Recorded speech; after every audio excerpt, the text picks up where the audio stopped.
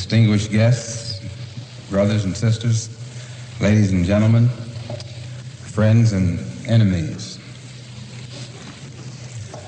Greetings, YouTube. This is the Garage Autonomist, and welcome to part 2 of Respectability, Politics versus Reality. I cannot illustrate the fallacy of respectability politics without talking about the real social political roots of the problems we see in the Black and Latino communities. We pull out the laundry list of what's happening in poor communities in order to give it a dressing of pathology that will in turn provide an easy narrative fitting for easy solutions, or rather, solutions that are abstract ideals designed to never become realities. I mean, how do you get people to supposedly change behavior and bad decision making in order to make poverty go away? For instance, on the issue of black on black crime, let's use Chicago as an example, since I still have Spike Lee's newest film, Chirac, fresh in my mind. As statistics will show, poor people will always victimize other poor people. Call it convenience of proximity. So you know roughly when the meth addiction wave began to spread across the Midwest and rural parts of the U.S. from the mid-90s to present, and farms were forced to fail so that large corporation food makers stand to be the only food providers, it's safe to say that white-on-white crime saw an increase too. But when the national conversation is about black crime and black violence, we hear about bad choices, style of music, style of dress, and the women-led households that have gone off the moral compass. Therefore, we are presented with simple explanations to be solved by simple solutions.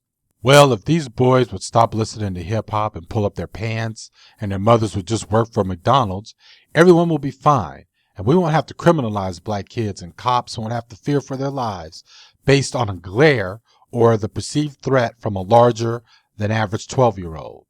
Still using Chicago as an example, this chart draws the direct connection between the most segregated neighborhoods in the city, where African Americans and Latinos of the working poor have a highly concentrated number of homicides.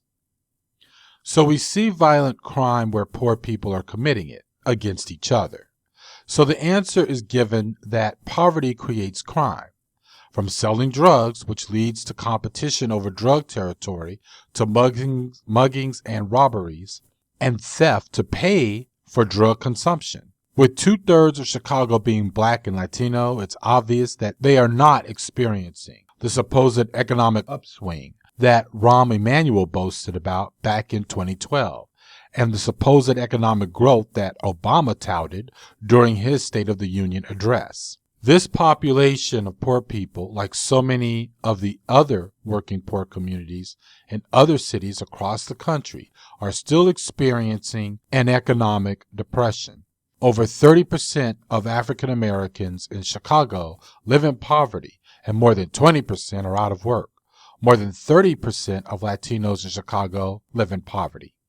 You would think the national dialogue would be about jobs and poverty strategies. Instead, we get occupation of hostile racist police and bullshit moralism as the only responses to what actually is a war on an obsolete surplus workforce. Part 3 and the conclusion of Respectability, Politics versus Reality, we will get into why the working class seems to make so many bad decisions, and hopefully illustrate why respectability politics is just an exercise of pissing in the wind in the face of a real social political rising tide. This is the Garage Autonomist.